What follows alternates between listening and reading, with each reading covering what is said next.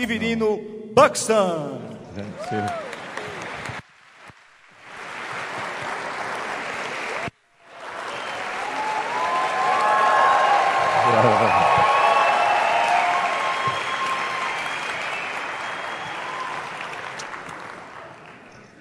So here comes. Hi. So first, a few words of thanks. Just thank you for inviting me. Thank you for staying with me. And thank you for the organizers and all the team, including the AV people who have made this work fantastic. It's rare that I've seen the complete electricity go out and have everything still work smoothly. So fantastic job. Thank you. Now, the thing about being the last speaker is that you get to listen to the other speakers, and then they give a whole bunch of the talk I planned to give, and then I have to rewrite my talk, which I finished at 1 minute before 4 o'clock, which is when I had to put the projector up. So I'm going to reference a lot of work and try and synthesize a little bit of what I've heard as well, and also hit a few drums that I care about. Funny title. I needed a title, and that's what came up. But it actually reflects what I'm going to talk about. But it maybe doesn't make sense now, but maybe it will later. But I want to start because this morning, especially with Dana's talk, but others, there was this thing about it's bigger than the technology, it's bigger than the interaction, it's actually bigger than the community. I can only think about what I do in cultural terms. There's a historian of technology. His name is Melvin Kranzberg. And he has a few laws. And his first law is technology is not good. It is not bad, but it will be some combination of the two. And my corollary to that is, without informed design, it's more likely to be negative than good. And therefore, as designers and people who put technology into the society, we have an obligation to do our best effort to make things on the positive side. Now, there's a really interesting thing about that, because if you're going to use this thing like good, bad, positive, negative, you need some kind of ethical or moral or cultural compass to tell you what the axis is on this dimension of this continuum from good to bad. And that's not something we typically get taught in design school. And what's really interesting to me is that if you reviewed a book the way you review technology, it would be, it has a fantastic cover. It holds the pages together and protects them. The pages turn wonderfully. There's a wonderful luminance contrast between the color of the ink and the color of the paper that facilitates recognizing the text on the page. And it's got a fantastic search mechanism. It has a table of contents, page numbering, paragraphs, and an index. And by the way, there's a story. Until we start talking about technology in a cultural discourse that we would use for art, theater, music, dance, architecture, cinema, in the same way, in terms of cultural references, we will never mature. And I don't think we can afford not to do that. Now, I wanted to start with a cultural reference because we had an earlier one of a Canadian band. And the one about the Canadian band was this whole thing about United broke my guitar. And so it's not just that I used to be a musician, but I wanted to come up with one of my best friends who's the keyboard player of this band called Lighthouse. It was founded by him and a guy named Skip Prokop. And they did a song, and it came out in 1978, that in fact has the same theme, and hopefully this music sound will come up. Whoops. Oh, come on. I will do this. I'll do this. Are we going? We should be going. Louder. It's a rock band. Louder. I can still hear the audience. It's too... All right, I can make it louder.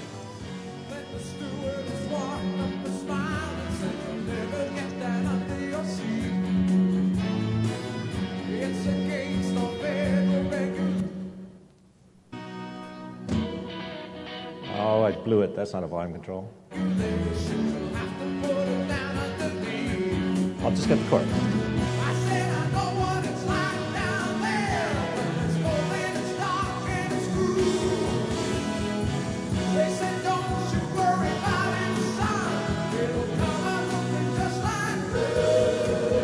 Here we go.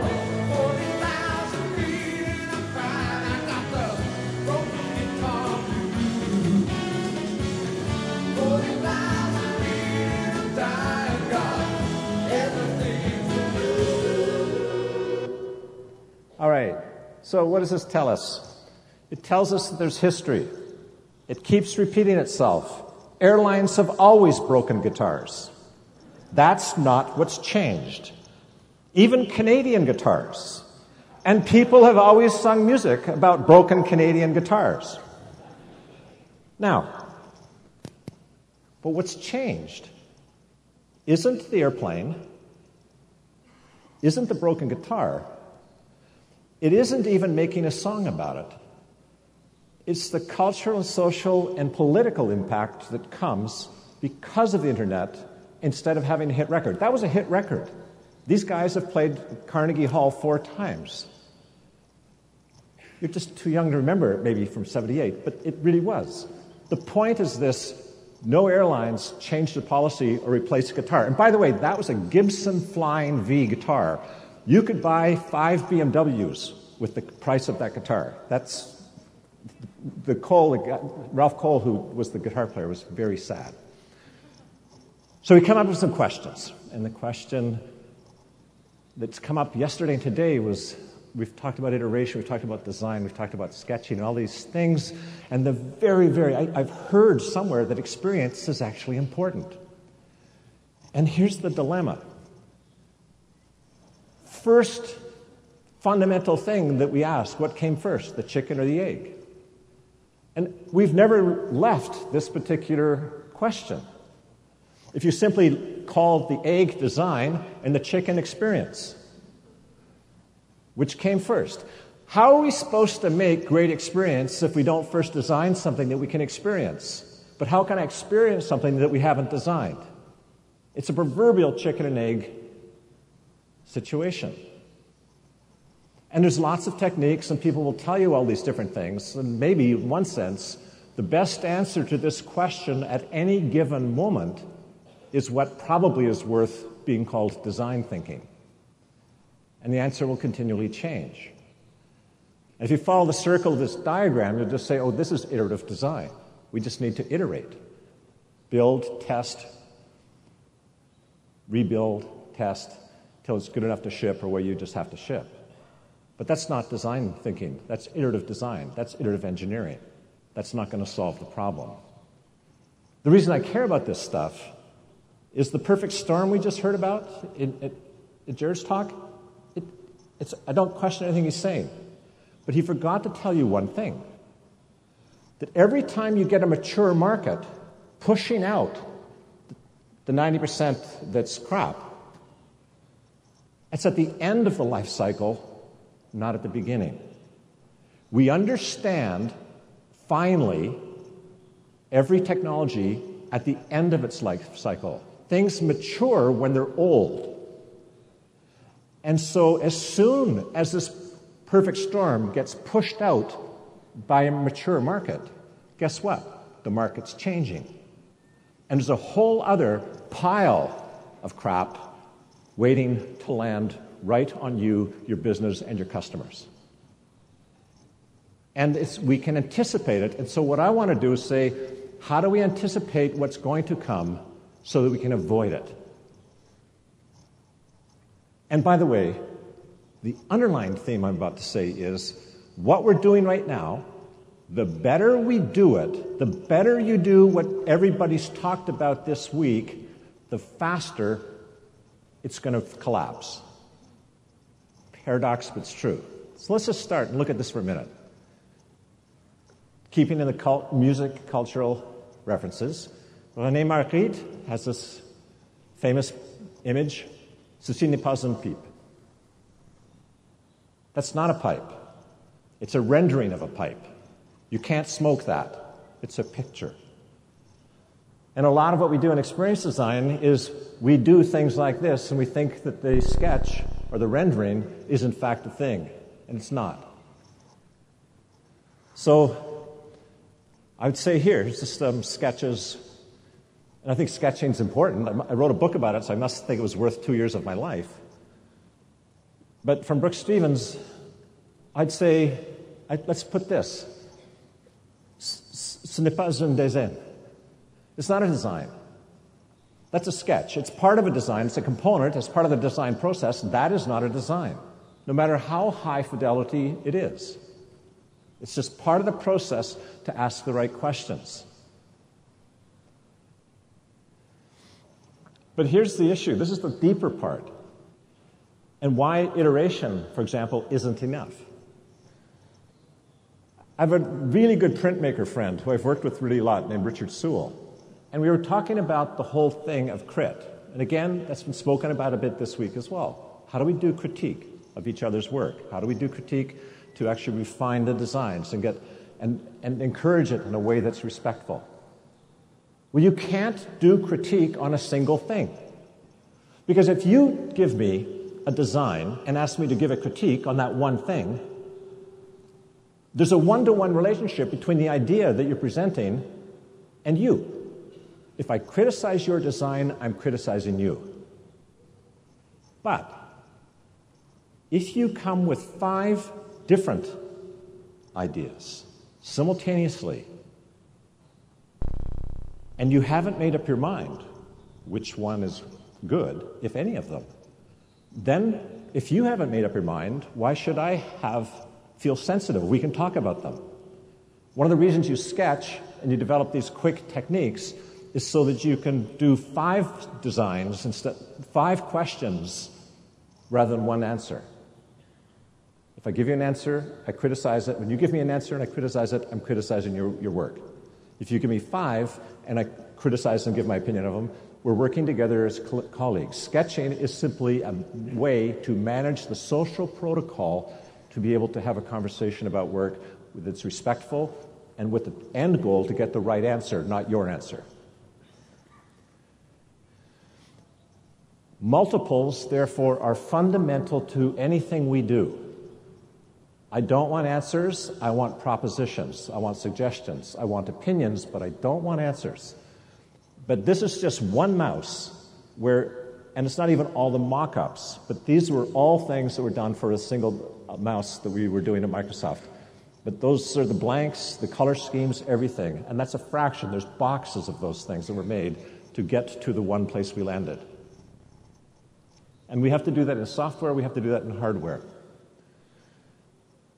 What's important about this is we understand that in industrial design, we understand that largely in graphic design, but when it comes down to usability testing and so on, we don't understand this yet. What is true, what I said, I can't do crit, I can't do criticism, I can't do evaluation of a single idea or a single design. I cannot do usability testing on a single product or a single system in the design phase. And there's some reasons for that, which we've articulated, and this is a whole other talk, but if you look at this, it's a paper that a colleague and I wrote expressing this stuff. And it's not all the time, but some of the time, and a significant part of the time, is you have to present in usability testing multiple solutions to the same people, or else you will have the same problem with them giving you crit as what I just described on me giving you as a designer crit. It's the same deal. If you expose users to only one design, here is what we know. The literature tells us this clearly. 1, nobody will reject your design. If you show them one thing and say, what do you think? All this sort of stuff, they will never say, I will never use this. It's the biggest piece of crap. Get rid of it. You're wasting everybody's time. They will do their best to please you because people do that. They try to please. And they feel, what we understand from the literature is, they generally feel that if there's a problem, it's with them and not with the design. If you give them 3 different things, then they will give you an honest opinion and you will get rejections like that. The second thing, Any rating, we say on a scale of 1 to 10, where would you rate this in terms of satisfaction, how good this is? Your ratings will be much higher if you only give them one thing than if you give them 3. So you're going to start to believe your technique is going to cause people to have, you're going to get results that support what you hope as opposed to what you need. And the third thing is, if they've only seen one version, they can't mash them up and then even use the 3 they've seen to give you 4th ideas. Your user group will not be giving you anywhere as near as many creative suggestions if they only see one thing. Now, the problem is that means you have to make 3 prototypes, 3 things to test instead of 1. But that's why we have the techniques of sketching. That's why we have these techniques of very fast, dirty ways, so we can make 3 for the price of 1. 3, because the point isn't the end design. What's the point of having a beautiful design which is seriously suboptimal? Shooting too low. And the process we typically follow does that. So damn it. It's hard. It's not easy. And in fact, we're still learning. And that's okay. It's just the reason I'm speaking the way I am is because I'm really nervous about where we are in the industry. Because we have to get our act together on the stuff the stuff that Jared was showing up. These examples are just way too common. And that's like, we're still having trouble, a lot of the industry, just to walk when we've got to be on a motorcycle. Because what's going to come right now, walking isn't going to make it. And we need very different techniques and different attitudes. And one of the things that concerns me a little bit is we've had some conversations about hardware and the hacking part of hardware and stuff like that. It's fantastic. And we've had a lot of things about software. But we've been spending, I think, maybe neglecting the fact that if you can see the boundary between hardware and software, it is almost certainly a failure of design. And I would argue that we are about to enter, because of the hacker community, because of what's going on with rapid prototyping, 3D printers, and things like the Arduino system and so on, we are getting to a point where we were in the 70s, where in order to work in computer, in digital, you must have some basic literacy in both hardware construction and design and software, or we're going to miss it. Because what we think a browser is, or what we think a computer is, or we think what mobile is, we're wrong. Those things are all going to change because the form factors are going to change, and the problems that Jared was pointing out between just getting something to work on a mobile and a desktop is trivial compared to what's about to happen. And we're still making, it's like kindergarten mistakes. I don't mean you, I just mean the industry, the examples that Jared's put out, the 90%. We've got to get better, and we've got to figure this out faster. But if you look at this, where's the hardware on this versus the software? What part of this? And who designed this? And there's no single person that designed this. They had because a key part of this, the nest, is the machine learning. That's somebody who's really smart in AI. Very different skill set than the person that did industrial design, which is very different than the other parts of the programming. And different from the people who did the app. And so what we come is we just take a look.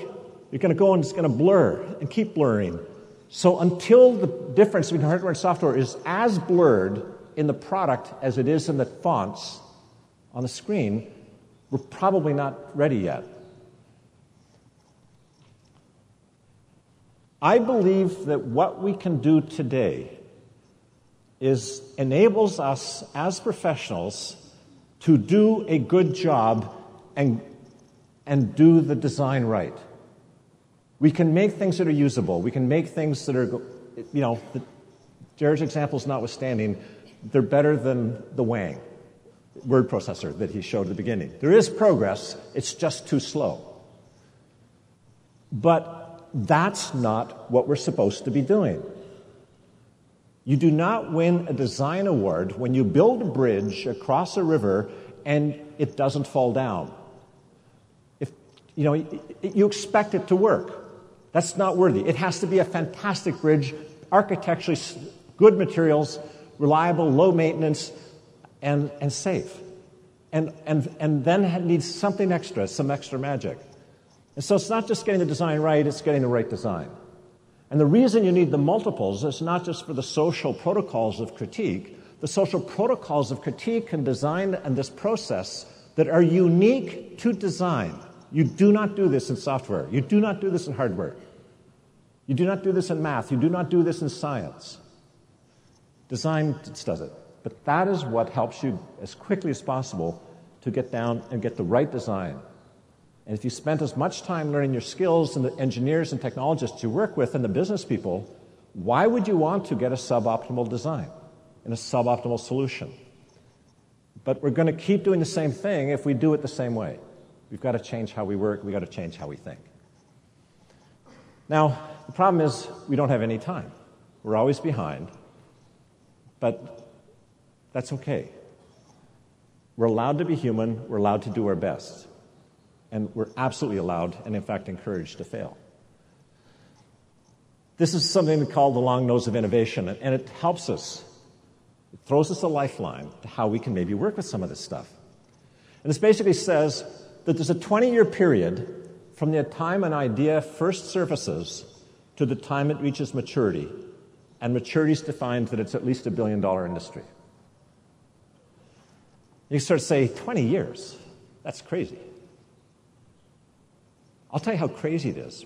What it says is that if you're here 10 years out from the future till its maturity, if I'm predicting something that's going to become $1 billion industry in 10 years, it's already 10 years old.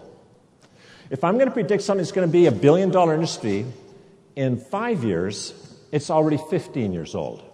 So here's my first rule. My first rule is, if anybody is proposing, advocating a solution which they're telling me it's going to be hugely successful within 5 years, if they cannot show me 15 years of history and experience in the commercial marketplace and in the research in concrete terms, you cannot show me 15 years of history, either you haven't done your homework, you're delusional, or you're really lucky and you're in the 0.1%, you just got lucky. And that's not research, that's not design, that's gambling. Go to the casino. It has to be one of the two. But it also says that the process of design and the process of innovation is not about invention. Almost everything we've been told of people like Edison is nonsense. Remember, Edison was the Steve Jobs of his time. Edison is the first quote-unquote inventor. I'll just call him a businessman. He was the first businessman to hire a press agent to create a public persona in the press to have him shaped as the world's greatest inventor. He had great lawyers. He had a whole factory of scientists doing his inventions. He was ruthless, and he was often wrong. But he was successful. Steve Jobs had all of those characteristics. It wasn't genius. It was hard work and really determined. But the key thing I want to say about this is that most of this is below the radar. So what I was saying, if it's not about invention, I think it's more like mining. It's prospecting. Brazil and Canada, actually recently there was some bad experiences. I apologize for my government spying on your government. But it was about mining. And so you walk across the ground, you just say, hey, it's beautiful ground. But a prospector knows, hey, there's gold under here. And so and it's just right there. Nobody else sees it. It's there. We know how to go to school and learn to be a prospector. But most of the time, it's not there. So let me give you an example from my own. In 1980s, I was a musician. I was sitting there trying to make a drum. I was trying to make an electronic drum for my synthesizer. And I wanted the drum to be so I could hit it and get a sound. I wanted the sound to change by how hard I hit it and where I hit it. But I also wanted to drag the other hand across so it go boom, boom, boom, boom, boom, boom, boom, boom, boom. As you know, like with the conga. That's all I was trying to do. I had this digital synthesizer, and I wanted to give it an analog control. And so we made a multi-touch capacitive device that drove my synthesizer. We did that in 1984. Now, 1984 is a special year. Two things happened. That's the year the first Macintosh was released, and that's the year Mark Zuckerberg was born. We were doing capacitive multi-touch in 1984. We made it public in 1985. Now, jump ahead to 2007. Steve, who I knew, comes out and says, we have this new thing called multi-touch. We have invented it in the last 2 years, and boy, have we patented the hell out of it. And that was when he launched the iPhone. Now, Steve was not a historian. He was speaking as a marketing person there, not as a historian. He knew perfectly well where the technology came from. It came from a guy from the University of Delaware who did his PhD thesis that has something like 30 references to our work. But they did some improvements. They did some wonderful things. The process is one of refinement and bringing it to place at the right time. Apple did a great job. I'm not suggesting anything other. I'm just saying that every other company in the world could have done the same thing because they didn't invent it. They just were opportunistic. The gold was there. Nobody else picked it up. And Steve just said, what the hell? It might as well be me. It's exactly what he did when he went to Xerox PARC. You're not going to commercialize this? What the hell? Might as well be me. And that was the Macintosh. That was his job. That's what he did. He was a curator and he was a prospector. But he wasn't an inventor. So let's keep going. I want to give you a couple examples, because in that history, there's stuff to mine. I'm going to give you two quick examples that relate. Palm Pilot. You have to, if you're going to be successful mining where everyone else has already looked and said there's no gold there, you need a better technique. If you read everything about the Palm Pilot, they will tell you it's because it was small. It fit in Jeff Hawkins' pocket. He could carry it around. He'd take it out of meetings. It had very low functionality. The buttons are really big, so they fit your fingers. You can see them there. They're better than your phone today. It was released in 1996, and that's why it was successful. Well, if you go to my webpage, you'll see about half of my collection, but I have about 500 of these things, different devices. I've been collecting them for 40 years. And I can tell you that there were many devices like that that had all of those properties at the time. What made the Palm Pilot different was that it had HotSync. And so you could synchronize all your addresses and everything like that in one button push in less than a minute, and you could learn how to do that in 10 seconds. Put it in the cradle, push the button, done. Furthermore, when you bought it brand new, you could put it in, push the button once, and all the data you had in your PC went into it. If you lost it, you were out $200, and you only lost maybe 1 day's work. That's what sold the Palm Pilot. That's why they won. That's why they beat Microsoft. They got 85% market share when we were trying to compete with them. It also had graffiti for entering text. But unfortunately, they weren't very good miners there. They got it wrong. So I'll go to my other favorite example, this wristwatch. I got one of those in 1984. Do you remember 1984? That's the year the first Macintosh came out. That's the year that Mark Zuckerberg was born. That watch cost $99.95. It was mass-produced. That watch had a capacitive touchscreen on it. I have 3 of them still. It was actually a digital calculator watch.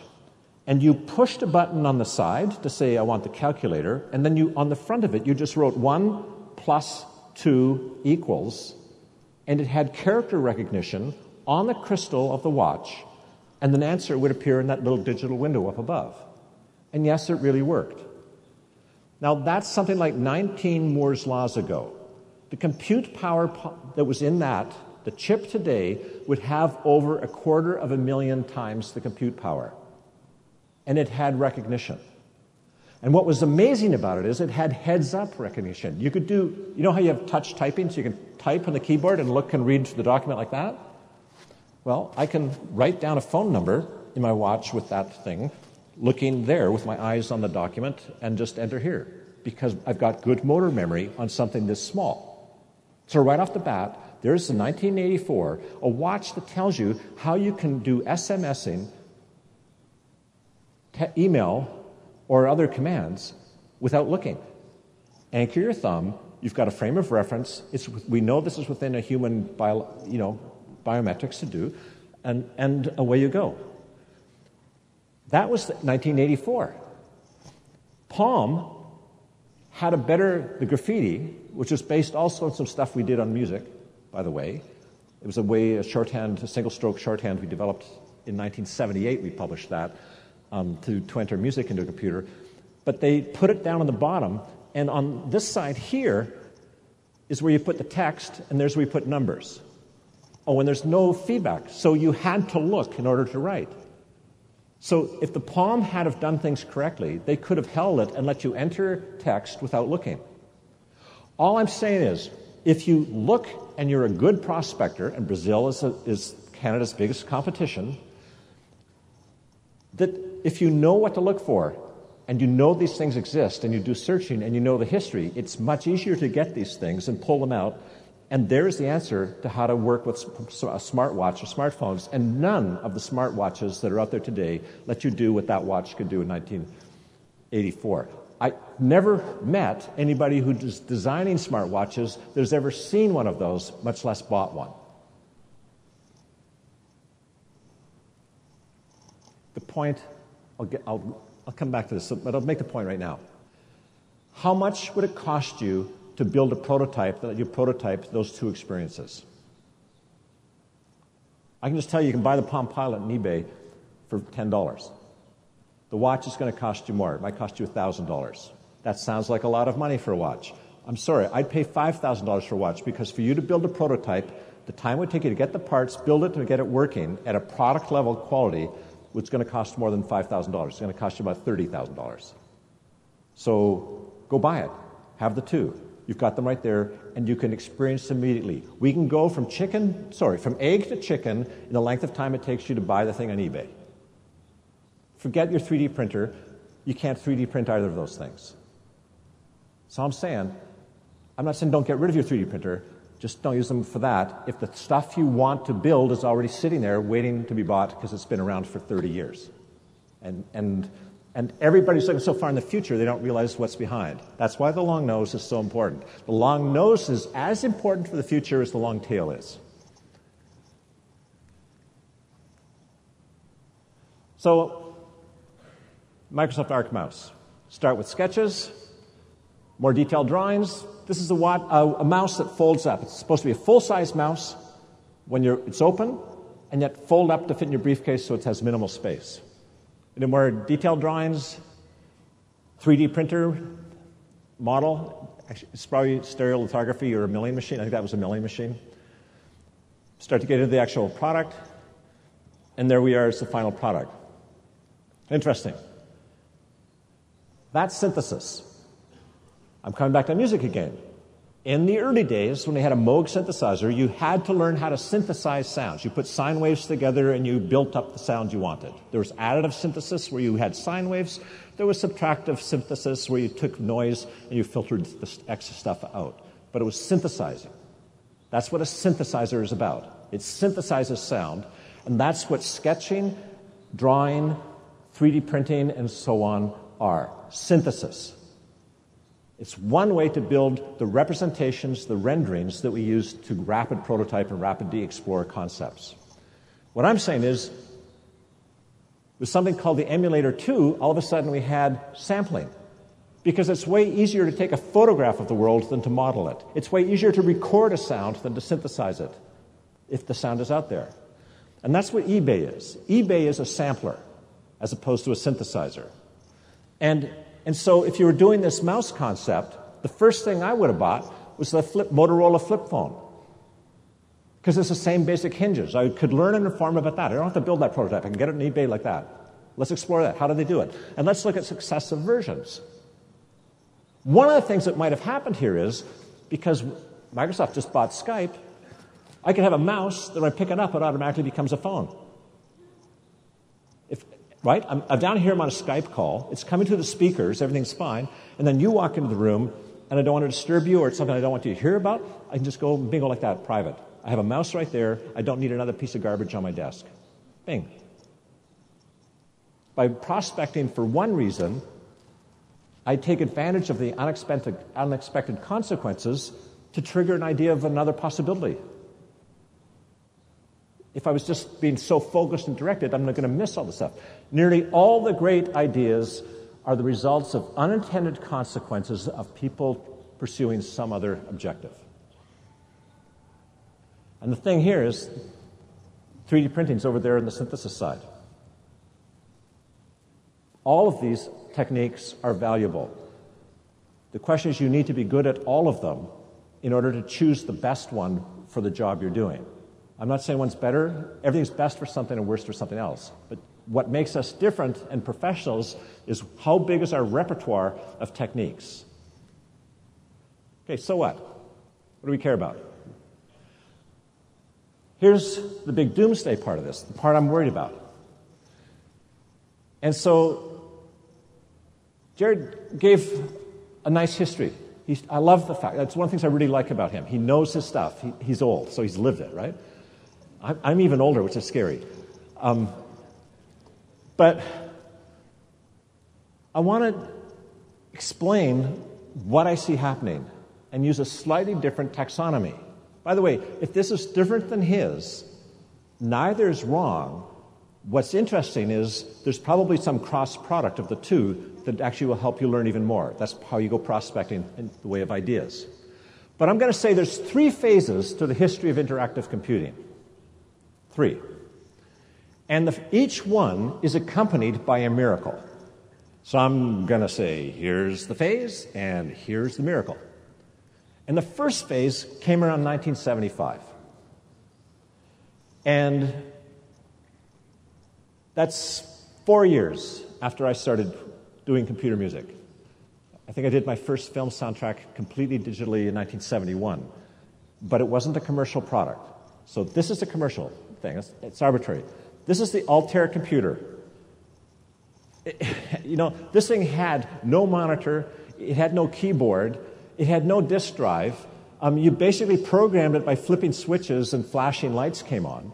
It was unbelievable. And the miracle was it actually worked and people actually bought it. It's inconceivable that somebody would buy something like that today.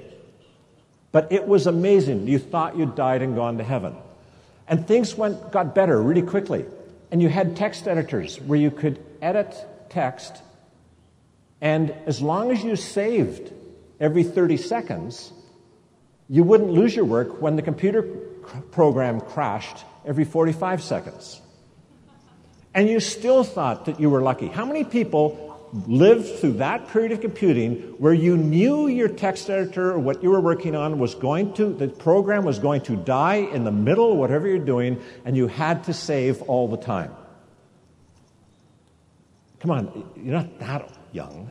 Okay, a bit better. Now, the point is this. At a certain point, we didn't expect that anymore.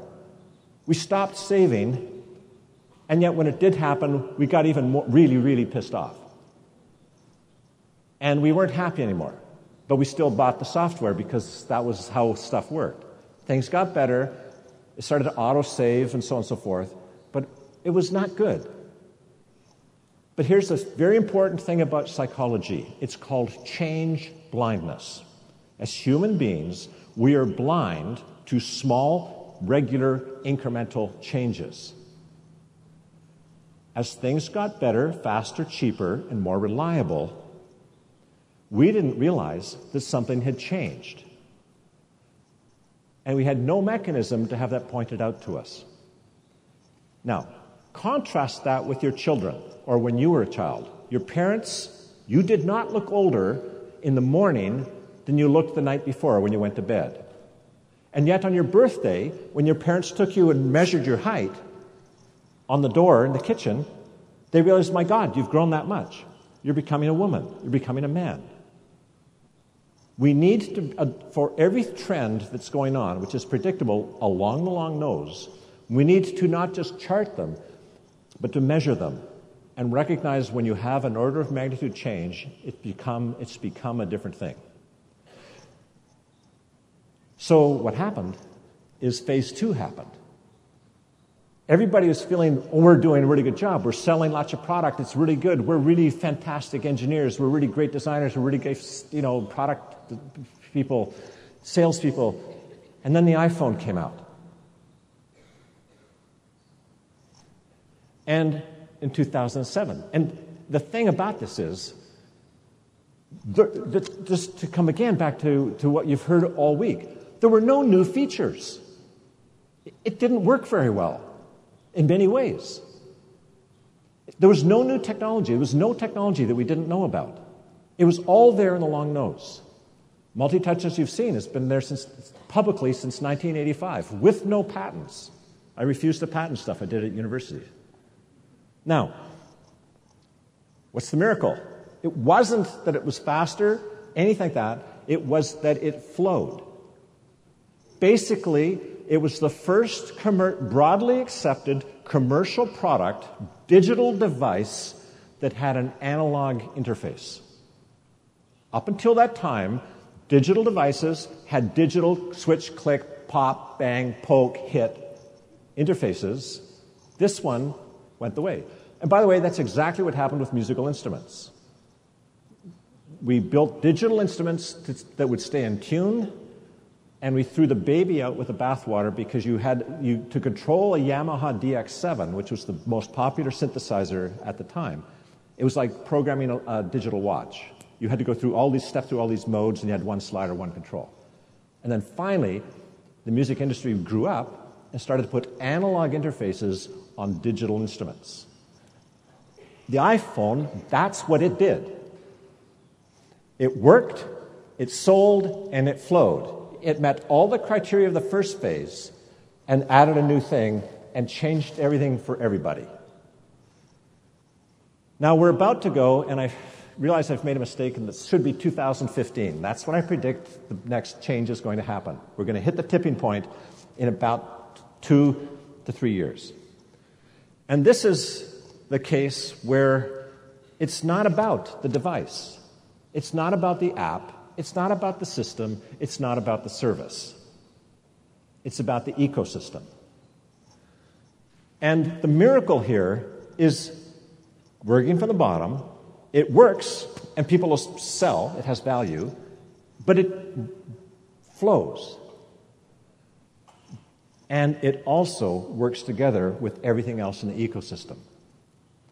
What I'd say in this way, if you think social computing, referring back to Dana's talk, for example, if you think social computing is important in terms of social computing amongst people, you've seen nothing yet in terms of importance and significance and what's going to change the industry when we have social networking amongst devices within a society of socialized humans. And right now, just because things are on the internet or on Ethernet doesn't mean that they're connected in any meaningful way. On a Palm Pilot, I could take it out, point it at your Palm Pilot, and beam you my business card. I could do that instantly. We've made all kinds of progress with Bluetooth. It's much better than infrared, they tell me. It's not line of sight. I don't trust it, and it doesn't work. And there's not a single mobile device that lets you just beam up and point and just throw something to somebody, even from the same company. We've gone backwards since 1996. But nobody knows that because everybody's forgotten 1996 because they're all fixated about the future. So what are we talking about here? Every single thing here is a computer. Avalanche beacon, your car. Your car is your most expensive computer. If you have a $30,000 car, you have a $10,000 computer you bought with your money and you don't even know who made it. So, this is a very narrow cultural reference. So I'm going to do some explaining here. If you're American, you know what these are. Cracker Jacks are caramel-coated popcorn and peanuts. You buy it at baseball games, and the magic about this, the miracle with Cracker Jacks, is they put oil in with the caramel so that the caramel doesn't make the peanuts and popcorn stick together. That was the miracle. In 1896, when they were released, nobody could believe their eyes. Hey, it's caramel popcorn, and it's not all gooey together. It comes out. And there was 2 lines in the advertising The copyright is back from 1896. The first one is there's a prize in every box. You open that thing up. At the bottom, there's a little lead toy. Originally, they were lead. And so you'd eat like crazy to get to the toy. Is there anybody here who knows the other advertising slogan? That also, the copyright comes from 1896. Okay, I'll tell you. The more you eat, the more you want. Now, this is the lead-in to the soon-to-become incredibly famous Buxton's Cracker Jack law. And it is the digital gadgets, the apps, all these devices that are being made now because people learned the lesson of the iPhone. And we're making things cheaper, better, to do way and way more and more things, means that I can consume digital electronics and processes and services as cheaply and with as much appetite as Cracker Jacks. But what happens when I can have all the Cracker Jacks I want as a kid? I eat, I get uncomfortable. I keep eating, I'm really, really uncomfortable. And I keep eating, and then I'm like the kid that Jared talked about on the ride. And once you've done that, you're not going to eat Cracker Jacks anymore. What's going to happen with the digital? Oh, I want this. Oh, I need a Nike Fuel. Oh, I need these running shoes like that. Oh, I need a new car. I need a new bike computer. Oh, I need a new camera. I need the camera to hook up to my printer. Oh, and I need a 3D printer. No, man, I really need a new watch. Oh, I got those glasses. I got to get them. But, oh, no, I want the head thing that can do the biopotential so my computer can read what I'm thinking. And now I don't even know where I'm going, so I've got to have somebody that can translate automatically. I'm going to keep getting more and more and more until I get uncomfortable. I can't understand it. And then industry goes. And it's because Cracker Jacks taste so good that it breaks down. And it's because we're getting so good at making these digital gadgets that we're going to make everybody sick of them. Our very success is the root of our forthcoming failure. And why? If these things are so easy to use and getting better and they're so cheap and they're so wonderful that people just literally stand up in line for 2 or 3 days in the winter in Toronto to buy a new one of these things at a highly inflated price, then I don't think I'm wrong. Let's skip this because I meant to delete it. I'm going to talk about complexity, because that's the root of the problem. There's this thing called the threshold of frustration. What's been going on is we're getting so much better at making devices, not only are they cheap and affordable, the complexity of the individual devices are getting simpler and simpler. They're getting easier to use. They're following Jared's rules. They're having less and less functionality, but they're doing the right functionality for the right person at the right time in the right form in that device. Here's the problem. The cumulative complexity of a whole bunch of simple things is way beyond the human capacity to deal with. I don't care if it's one horrible Wang word processor that takes 2 weeks to learn how to save a file. The same complexity that made that thing absolutely unacceptable by today's standards is less complexity than all the devices we're flooding the market with are going to cause in the next few years. It's not about making a good device or a good app or a good service. It's about how does I bring those new things into the ecosystem in a way that reduces complexity, not increases. Case in point, these really and truly are the remote controls in my living room. I was photographing some of my collection, and I thought, I got to do this. So I just grabbed them, put them in the light box, and photographed them. Everyone in my family, including me, knows how to use any one of these devices. There's not a single person that knows how, including me, who knows how to move from the DVR to a CD-ROM or CD or to the game machine or stuff like that. Nobody knows how to work those things anywhere in any home. If they do, they're a freak of nature. They're outliers in the statistics, right? That is nothing compared to what's happening now in terms of the digital crud that's coming out. So I have 3 rules. And these are the rules that I think that we have to adhere to, and we have to have the discipline to figure them out, so how to obey them, or we're dead. And I don't mean you're dead. I mean the people who pay, the way you get paid is dead, so you don't get paid. You don't have a job. You have no future unless you can solve these 3 rules. These are 3 rules that I think every new product, every new service, and every new application needs to aspire to. Rule number 1, every new product and service must provide great experience and excellent value. It must work. Oh, please don't do this. Remember what I said about saving? I must have crashed on the last save. All right. There's 3 rules. I will do this without the slides. Watch. No eyes. Number 1, every new product and service works and brings value. Rule number 2, even if it works and brings value and is worth buying, you shouldn't make it unless it flows. It must flow. It must deliver that analog, wonderful experience. Rule number 3, every new product, service, and app that you produce or I produce, when we design it, we must aspire that it reduces the complexity of every other digital product that your customer already has, that it increases the value of every product and service and app your customer already has, and every product that you already have increases the value and reduces the complexity of the thing you just bought. And by the way, the thing you just bought had enough value on its own to be worth buying, and now I've got a synergy from the other things in the ecosystem. Until we reach that, we're on a path to self-destruction. And I believe it's possible to do. And this is the same slide done properly. That's what you... All right.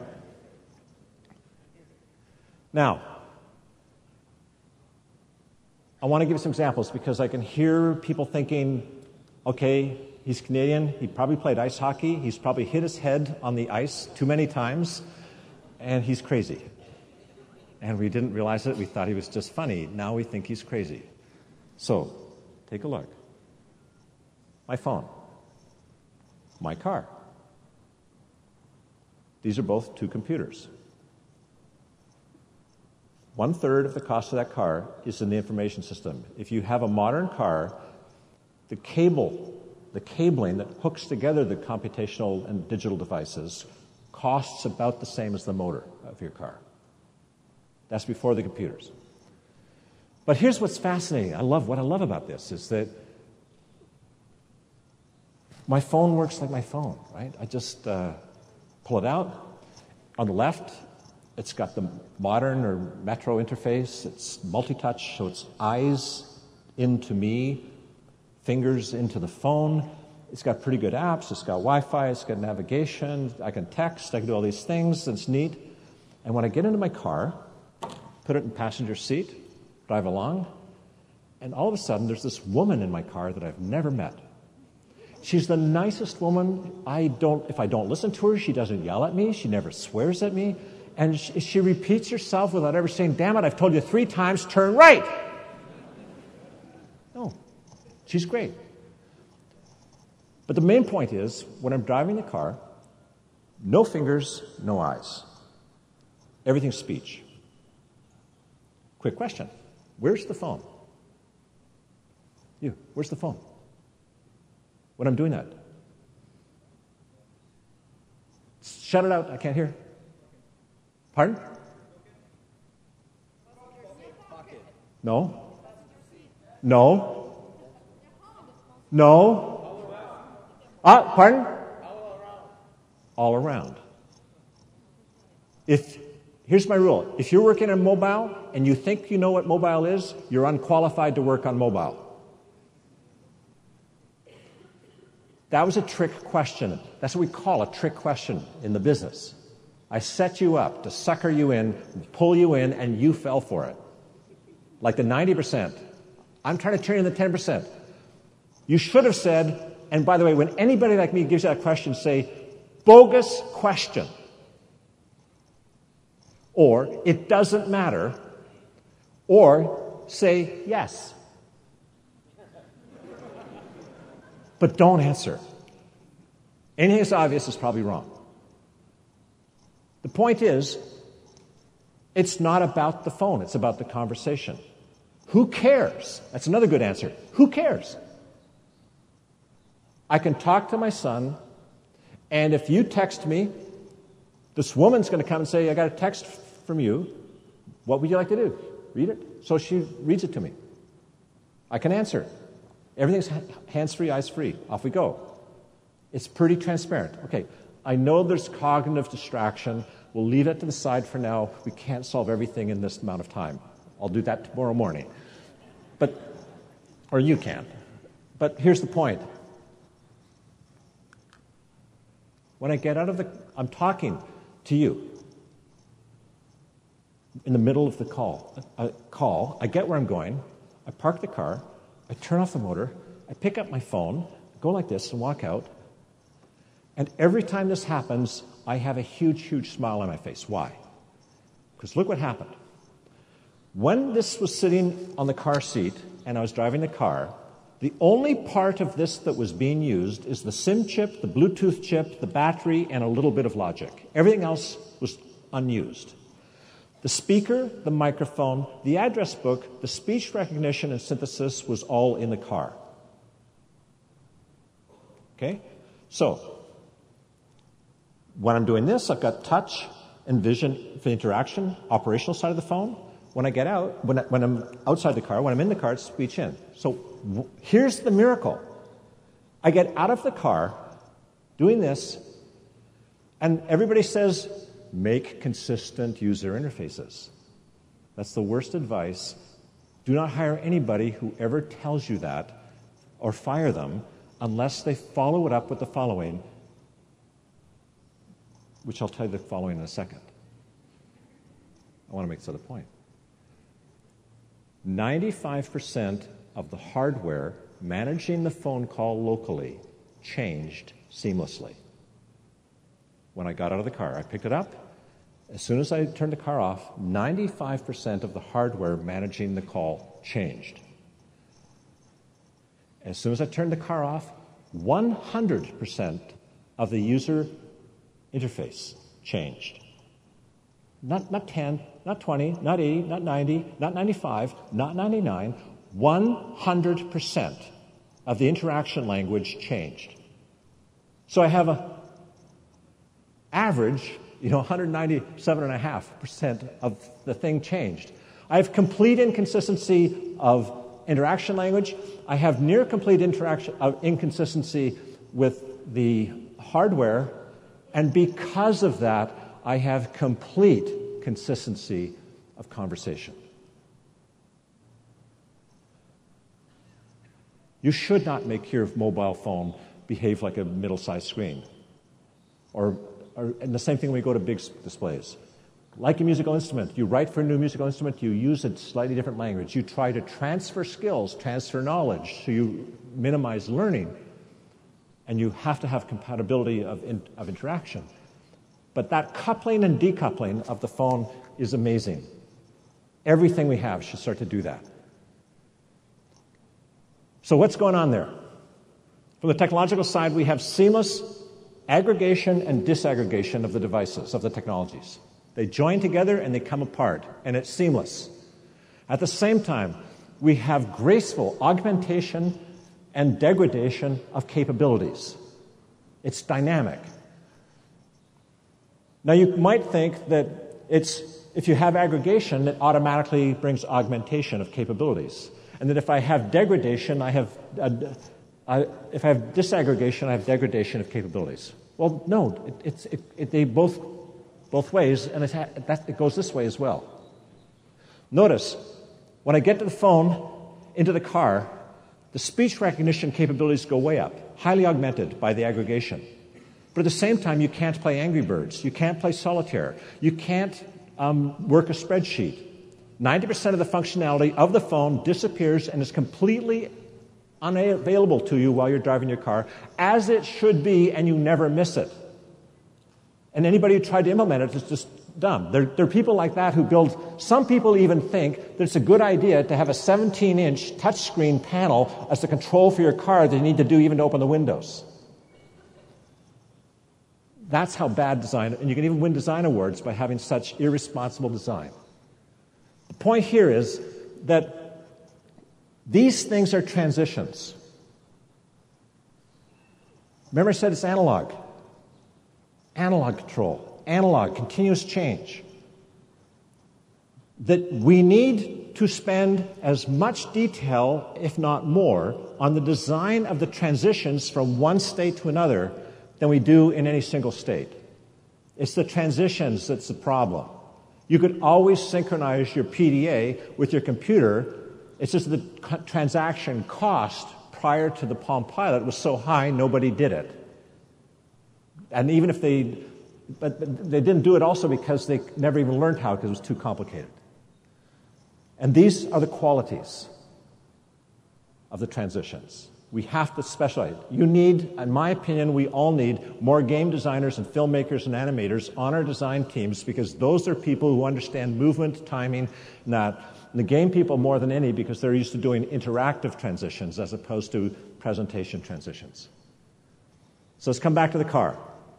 I think all these other devices should have the same type of connectivity. If I have a digital SLR that's mine, and I have a smartphone that's mine, and I want to take a photograph with my telephoto lens and send it up to Instagram, I should be able to pair my phone and my camera together as seamlessly and as gracefully as my car and my phone. Why can't I do that? Why do I need a SIM chip in my smart pad, in my Slate or whatever, when I've got a perfectly good SIM chip with a data charge on my phone? They should pair. They don't. None of them do.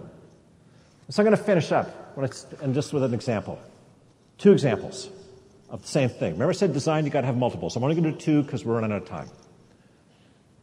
Here's a guy you've met. You don't know you've met this guy, but you've met this guy. He just got off the train, and he has to walk from King's Cross Station in London to the University College London. It's about a 10-minute walk.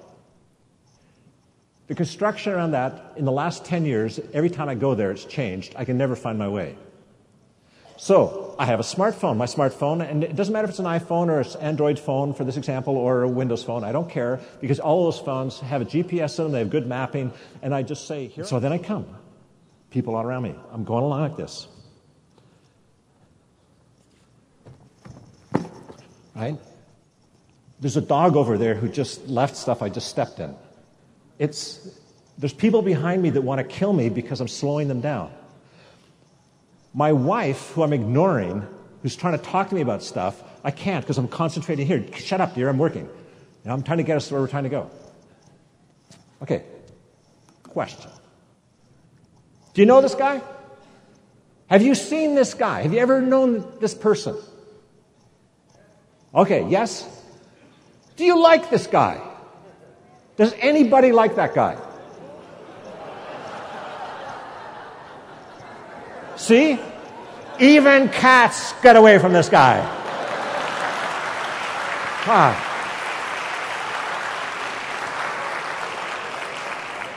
Do you know how much time it took to train that cat to come out on cue? I'm a professional.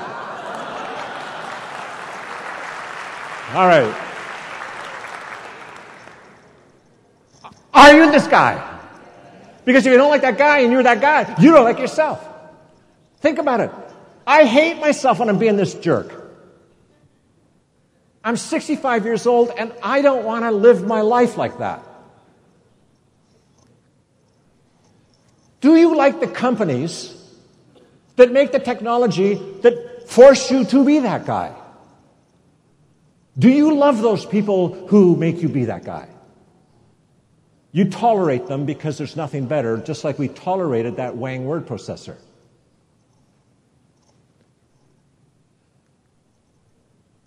Is it natural? No. Here's the key thing. Is there anything that is possible to do on the phone in hardware or software that will prevent you from being that guy? And I would argue the answer is probably no. No matter how good you are, the most perfect, beautifully designed software interface, interaction language, the whole thing, the buttons, Jared, you can get your fingers on them, you can do it with your nose and it still works. It's perfectly designed for touch. The nose phone interface, it's a patent that quickly. Point is this, you can't fix it because you're approaching it wrong. Let me give you an alternative way. I'm still on the... Get rid of him. Bring this on. Got off the train.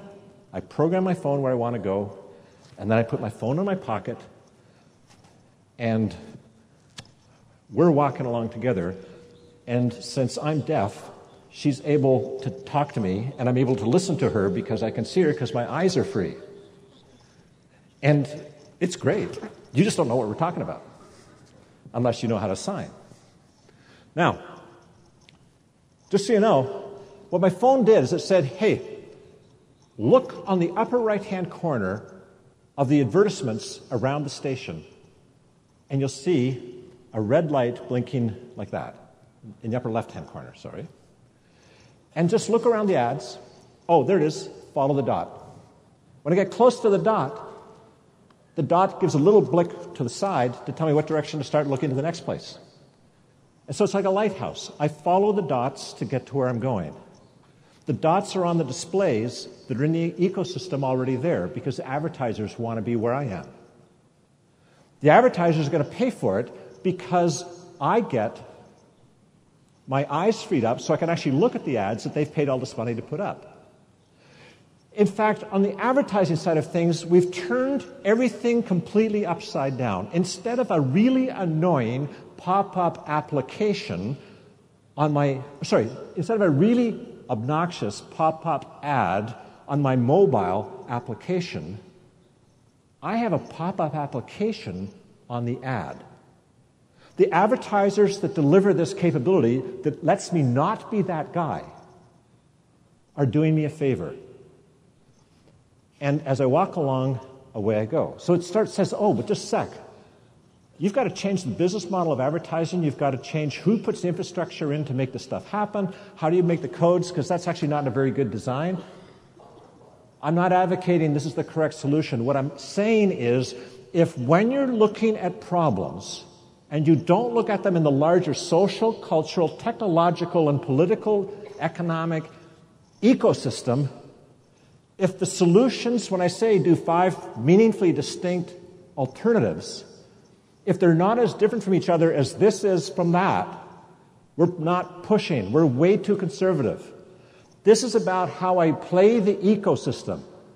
And it's about the society of devices cooperating to form a culture that we all actually get something out of. Every stakeholder can win if you design the economic model with the technological model and you leverage the devices. But the key thing is we need to have the security right, the networks right, and all these other things correct.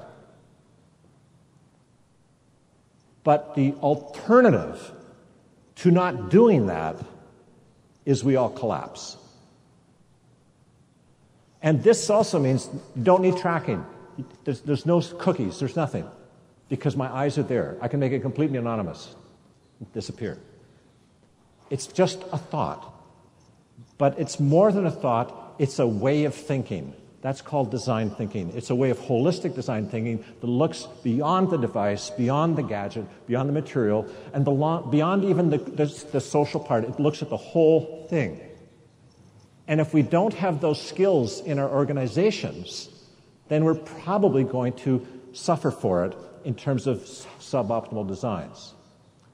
And so the question always is, how do you design the team? What are the skill sets that we need to populate our practices with so that we can actually start to take advantage and not be run over by a perfect storm when this society of devices gets overwhelming, but actually we can wrestle it down and it becomes fantastic, because some storms are beautiful. right? If you're prepared, storms are beautiful. Nature's wonderful. And that's our job, make it happen.